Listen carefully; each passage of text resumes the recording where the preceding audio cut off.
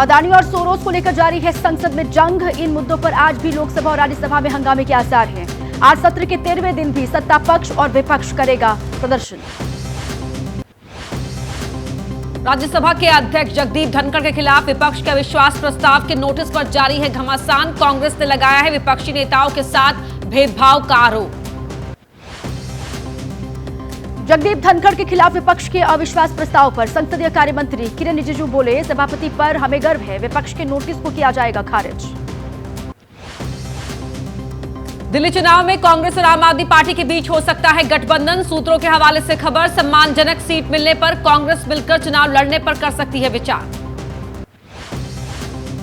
राहुल गांधी का कांग्रेस सांसदों को संदेश, सहयोगी दलों के नेताओं के बयानों पर टिप्पणी करने से परहेज करने की सलाह दी। कहा, अगर कोई मुद्दा सामने आता है तो पार्टी नेतृत्व देगा उसका जवाब। इंडिया गठबंधन की कमान ममता को सौंपने की मांग पर घमासान। बंगाल कांग्रेस ने टीएमसी पर लगाया बीजेपी की मदद का आरोप। टीएमसी बोली, बीजेपी को हराने में कांग्रेस रही है नाकाम। महाराष्ट्र विधानसभा चुनाव में ईवीएम से कथित तौर पर डेटा डिलीट और गड़बड़ी को लेकर सुप्रीम कोर्ट जाएगा इंडिया गठबंधन। शरद पवार के घर हुई बैठक में लिया गया फैसला। महाराष्ट्र में ईवीएम से हुए चुनाव में नहीं हुई कोई गड़बड़ी। चुनाव आयोग ने आंकड़े जारी कर दी जानकारी। कहा, नियमों के तहत वीवीपैट से किया गया मिलान। महाराष्ट्र के सतारा में एक गांव ने बैलेट से चुनाव करवाने का प्रस्ताव किया पास। ईवीएम की विश्वसनीयता पर सवाल उठाए। इजाजत नहीं मिलने पर चुनाव के बहिष्कार का ऐलान किया गया। दिल्ली में आज से क्राइम यात्रा की शुरुआत करेंगे केजरीवाल। राजधानी में बढ़ते क्राइम को लेकर केंद्र को घेरने का है प्लान। सुबह 11 बजे बड़ी घोषणा कर सकते हैं अरविंद केजरीवाल। दिल्ली में आम आदमी पार्टी को झटका लगा। टिकट कटने से नाराज सीलमपुर से विधायक अब्दुल रहमान कांग्रेस में शामिल हुए। दिल्ली कांग्रेस अध्यक्ष देवेंद्र यादव ने पार्टी ज्वाइन करवाई। दिल्ली दंगे के आरोपी ताहिर हुसैन को एआईएमआईएम ने मुस्तफाबाद सीट से बनाया पार्टी का उम्मीदवार। दिल्ली की 24 सीट पर चुनाव लड़ने की तैयारी में एआईएमआईएम। दंगे के आरोपी ताहिर को उम्मीदवार बनाने को लेकर बीजेपी ने एआईएमआईएम पर उठाए सवाल। संबित पात्रा बोले, हिंदू मुस्लिम के आधार पर ध्रुवीकरण कराने की जा रही है साजिश। एआईएमआईएम के दिल्ली प्रभारी इम्तियाज जलील का बीजेपी पर पलटवार। पूछा, साध्वी प्रज्ञा को टिकट देने के पीछे बीजेपी की क्या थी मंशा, किस आरोप में आया था प्रज्ञा का नाम।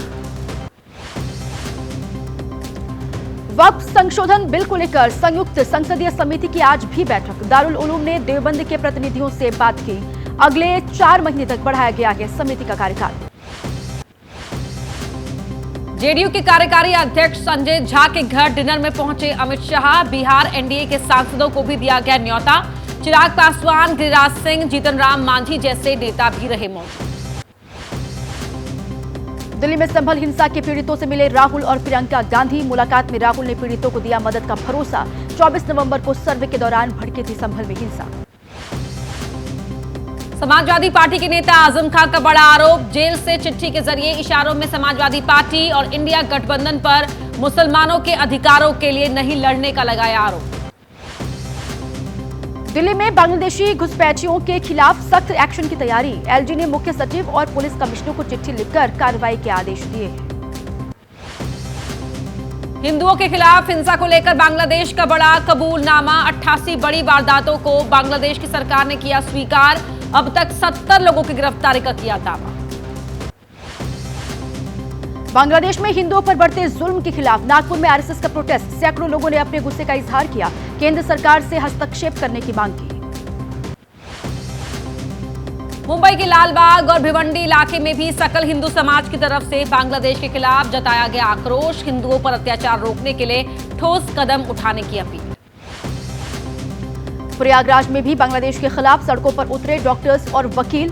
मोतीलाल नेहरू मेडिकल कॉलेज में कैंडल मार्च निकालकर किया गया हिंदुओं पर जुल्म का विरोध। हिमाचल प्रदेश के कांगड़ा में भी दिखा बांग्लादेश के खिलाफ लोगों का गुस्सा। हिंदुओं पर अत्याचार रोकने के लिए कठोर कदम उठाने की केंद्र सरकार से की मांग। जम्मू में भी बांग्लादेशी हिंदुओं के समर्थन में सड़कों पर उतरे बड़ी तादाद में लोग। गुस्साए लोग बोले, अब बांग्लादेश के खिलाफ सैन्य कार्रवाई का समय आ गया है। लखनऊ में बांग्लादेश के खिलाफ लामबंद हुए कई संगठन। लखनऊ यूनिवर्सिटी से हजरतगंज तक निकाला प्रोटेस्ट मार्च, हजारों की संख्या में शामिल हुए लोग। कोलकाता में हिंदू सुरक्षा समिति ने बांग्लादेश में हिंदुओं पर अत्याचार का विरोध किया, सड़कों पर निकाला गया गुस्सा। बांग्लादेश में हो रहे हिंदुओं पर जुल्म के खिलाफ कोलकाता में इस्कॉन मंदिर ने यूएनएचआरसी से लगाई गुहार, बांग्लादेश में कट्टरपंथियों पर कड़ी कार्रवाई करने के लिए सही कदम उठाने की मांग की।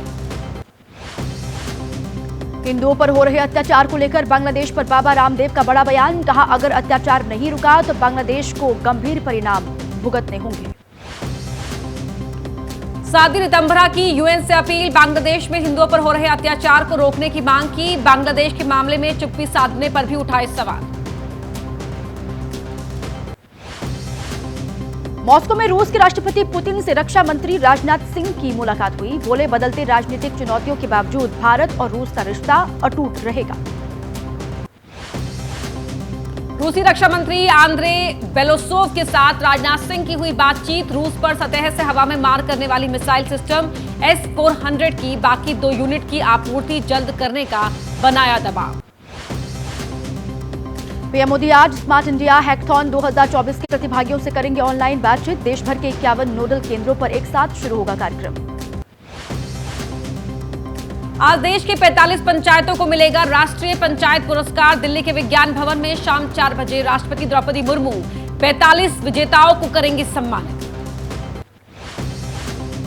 यूपी के सीएम योगी आदित्यनाथ का आज प्रयागराज दौरा, पीएम मोदी के 13 दिसंबर के दौरे से पहले दूसरी बार लेंगे तैयारियों का जायजा, सुबह 11 बजे पुलिस लाइन हेलीपैड पहुंचेंगे सीएम योगी। प्रयागराज महाकुंभ को लेकर सजा शहर, रंग बिरंगी रोशनी से जगमग हुआ शहर, कुंभ नगरी में जगह जगह पर की गई रंग बिरंगी लाइट से सजावट। प्रयागराज विकास प्राधिकरण के उपाध्यक्ष अमित पाल शर्मा से एबीपी न्यूज की बातचीत, उन्होंने कहा महाकुंभ के लिए तमाम तैयारियां पूरी हो चुकी हैं, 42 सड़कों का नए सिरे से चौड़ीकरण किया गया है, चौक चौराहों को सजाया जा रहा है। प्रयागराज महाकुंभ में तैनात होंगे घुड़सवार पुलिसकर्मी, चेतक, अग्निवीर, राठौर, दामिनी सहित 15 प्रशिक्षित घोड़े होंगे शामिल। पिछले कई महीने से घोड़ों की चल रही है ट्रेनिंग। यूपी के फतेहपुर में अतिक्रमण पर कार्रवाई, ललौली कस्बे में अतिक्रमण के दायरे में आई मस्जिद के हिस्से को गिरा दिया गया, कार्रवाई से पहले दिया गया था नोटिस और मौके पर मौजूद रही पुलिस फोर्स। ठाणे में दुर्गाड़ी किले के मालिकाना हक से जुड़ा दावा खारिज, मजलिस से मुशायरा संगठन ने मालिकाना हक का किया था दावा, हिंदू संगठनों ने किया फैसले का स्वागत। आरबीआई के नए गवर्नर संजय मल्होत्रा आज संभालेंगे कार्यभार, 3 साल के लिए आरबीआई की कमान संभालेंगे संजय मल्होत्रा, मौजूदा गवर्नर शक्तिकांत दास की जगह लेंगे। 14 दिसंबर को दिल्ली कूच करेंगे किसान, शंभू बॉर्डर से किसान नेता सरवन सिंह पंढेर का ऐलान, धार्मिक जगहों पर मोर्चे की सफलता के लिए आज प्रार्थना करेंगे किसान। किसान आंदोलन के 10 महीने पूरे होने पर 13 दिसंबर को शंभू बॉर्डर पहुंचने की किसान नेता ने अपील की है, केंद्र पर लगाया बातचीत नहीं करने का आरोप। शंभू बॉर्डर और खनौरी बॉर्डर पर पिछले 300 दिन से किसानों का धरना जारी, आंदोलन को मजबूती देने के लिए लगातार पहुंच रहा है महिलाओं का जत्था। मनीष सिसोदिया की याचिका पर आज सुप्रीम कोर्ट में सुनवाई, सिसोदिया ने अपनी जमानत की शर्त में ढील की मांग की है, हर सोमवार और गुरुवार को जांच अधिकारी के सामने पेश होने का आदेश दिया गया है। मोटर व्हीकल एक्ट में हुए बदलाव से जुड़ी याचिका सुप्रीम कोर्ट में होगी सुनवाई, एक्ट की धारा 166 में हुए बदलाव को लेकर कोर्ट ने केंद्र सरकार से मांगा था जवाब। दिल्ली शराब घोटाले से जुड़ा मनी लॉन्ड्रिंग का मामला, अरविंद केजरीवाल की जमानत को चुनौती देने वाली ईडी की याचिका पर दिल्ली हाईकोर्ट में आज होगी सुनवाई। दिल्ली में आयुष्मान भारत योजना लागू करने की मांग वाली याचिका, बीजेपी सांसदों की याचिका पर दिल्ली हाईकोर्ट में आज होगी सुनवाई। जामा मस्जिद को संरक्षित स्मारक घोषित करने की मांग, याचिका पर दिल्ली हाईकोर्ट में आज होगी सुनवाई। पिछली सुनवाई में एएसआई को मस्जिद और इसके आसपास सर्वे निरीक्षण करने का निर्देश दिया गया था। सोशल मीडिया पर वायरल हुए पोस्ट पर ऑनलाइन सैलून कंपनी का दावा, 100 कर्मचारियों को नौकरी से निकालने की बात को झूठा कहा ये तो सिर्फ कंपनी का एक कैंपेन था। चित्रकूट में मानिकपुर से बीजेपी के पूर्व विधायक आनंद शुक्ला ने जताया अपनी जान को खतरा, पुलिस अधिकारियों को पत्र लिखकर सुरक्षा की मांग की है। सोशल मीडिया पर वायरल हुए ऑडियो के बाद जताई साजिश की आशंका। बेंगलुरु में पारिवारिक विवाद के चलते एक शख्स ने किया सुसाइड। एक बड़ी कंपनी में डीजीएम के पद पर थे तैनात। सुसाइड नोट में लिखी आत्महत्या की वजह, पत्नी के साथ विवाद का भी जिक्र किया। राजस्थान के जोधपुर में मां और 2 जवान बेटों ने किया सुसाइड। पारिवारिक विवाद के चलते सामूहिक आत्महत्या की आशंका है। जहर पीकर जान दी। व्हाट्सएप के जरिए रिश्तेदारों को भेजा गया सुसाइड नोटिस। विशाखापट्टनम में लोन ऐप से प्रताड़ित युवक ने किया सुसाइड। महज 2000 रुपए के लोन के एवज में प्रताड़ित करने का आरोप। ब्याज समेत चुका था रकम, फिर भी परेशान किया जा रहा था। बिहार के किशनगंज में शादी के बाद फरार हुई लुटेरी दुल्हन। बीजेपी नेता की 35 लाख रुपए लेकर लुटेरी दुल्हन फरार है। शादीशुदा होते हुए भी कर ली थी दूसरी शादी और पति ने ससुराल पहुंचकर हंगामा किया। बिहार के नवादा में बारातियों पर हमला। 20 से 25 उर्दंग युवाओं ने की बारातियों की पिटाई। महिलाओं के साथ भी बदसलूकी की। कई लोग हुए जख्मी। दूल्हे की गाड़ी में भी तोड़फोड़ की। बिहार के बेगूसराय में दुल्हन ने किया शादी से इनकार। दूल्हे के शराबी होने पर शादी करने से मना किया। दुल्हन के परिजनों ने पूरी बारात को बंधक बना लिया। शादी पर खर्च हुई रकम लौटाने की मांग की। ग्रेटर नोएडा में पकड़ा गया 25,000 रुपए का इनामी बदमाश। नॉलेज पार्क थाना क्षेत्र में हुई मुठभेड़। नोएडा में पकड़ी गई नकली फूड सप्लीमेंट फैक्ट्री। पुलिस ने 3 लोगों को गिरफ्तार किया है। फैक्ट्री से बड़ी मात्रा में फूड सप्लीमेंट बरामद। महाराष्ट्र के नासिक में फसल बीमा में फर्जीवाड़ा। 5,000 किसानों ने लिया करोड़ों रुपए का फर्जी फसल बीमा। जेएसएससी सीजीएल परीक्षा परिणाम को रद्द करने की मांग। झारखंड के हजारीबाग में छात्रों का प्रोटेस्ट। हंगामा बढ़ने पर पुलिस ने दिखाई सख्ती। गुरुग्राम के सेक्टर 29 में क्लब के बाहर धमाका। देसी बम से किया गया ब्लास्ट।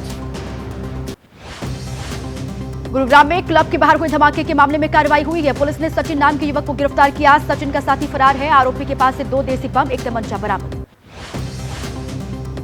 महाराष्ट्र के बारामती में हादसा। पुणे सोलापुर हाईवे पर आपस में टकराई कई गाड़ियां। तेज रफ्तार ट्रक की वजह से एक दूसरे से हुई गाड़ियों की टक्कर। मैसूर में टैंकर के ब्रेक फेल होने पर हादसा हुआ। कई वाहनों को मारी टक्कर। बाइक सवार एक शख्स भी घायल हुआ। चढ़ाई पर चढ़ते समय ट्रक के ब्रेक फेल हो गए थे। मुंबई के खेतवाड़ी इलाके में होटल में आग लगी। डायमंड होटल में आग की खबर। जानकारी के बाद मौके पर पहुंची फायर ब्रिगेड की 2 गाड़ियां आग पर काबू पा लिया गया। लखनऊ के थाना कैसरबाग इलाके में रेस्टोरेंट में लगी आग। कैफे की दूसरी और तीसरी मंजिल पर आग लगी। दरवाजा तोड़कर लोगों को बाहर निकाला गया। फिरोजाबाद में भरभरा कर गिरी पुरानी इमारत। सीसीटीवी में कैद हो गई पूरी घटना। सड़क पर चल रहे राहगीरों ने भागकर अपनी जान बचाई। हिमाचल प्रदेश में रोडवेज बस के अंदर कटा प्रेशर कुकर का टिकट। नेता प्रतिपक्ष जयराम ठाकुर ने साधा सुक्खू सरकार पर निशाना। एटा में बीजेपी विधायक विपिन वर्मा का वीडियो वायरल। रोडवेज बस को धक्का लगा रहे विधायक। खराब हो गई थी कासगंज डिपो की बस। पिछले कुछ रोज में बदला देश के कई राज्यों में मौसम। पश्चिमी हिमालय क्षेत्र में आज हल्की बारिश और बर्फबारी होने का अनुमान। यूपी के मुख्यमंत्री योगी आदित्यनाथ ने गोरखपुर में किया रैन बसेरों का निरीक्षण। ठंड से बचाव के लिए किए गए इंतजामों के बारे में जानकारी हासिल की। उत्तराखंड के सीएम पुष्कर सिंह धामी ने किया रैन बसेरों का दौरा। देहरादून में ट्रांसपोर्ट नगर आईएसबीटी स्थित रैन बसेरे का किया औचक निरीक्षण। बर्फबारी की वजह से लद्दाख में लगातार गिर रहा है पारा। रात के समय तापमान 0 से 16 डिग्री तक गिर रहा है। लद्दाख में पारा गिरने की वजह से पेड़ों की टहनियों पर जमने लगी बर्फ। नदी नालों में भी जमने लगा पानी। हिमाचल प्रदेश के लाहौल स्पीति में तापमान गिरने से जमने लगा पानी। पाइपलाइन के अंदर पानी जमने से बने बर्फ के टुकड़े। तापमान में भी गिरावट। जम्मू कश्मीर के कठुआ में बदला मौसम। बीते कुछ घंटे से रुक रुक कर जारी है बर्फबारी। पहाड़ियों पर बिछ गई बर्फ की सफेद चादर।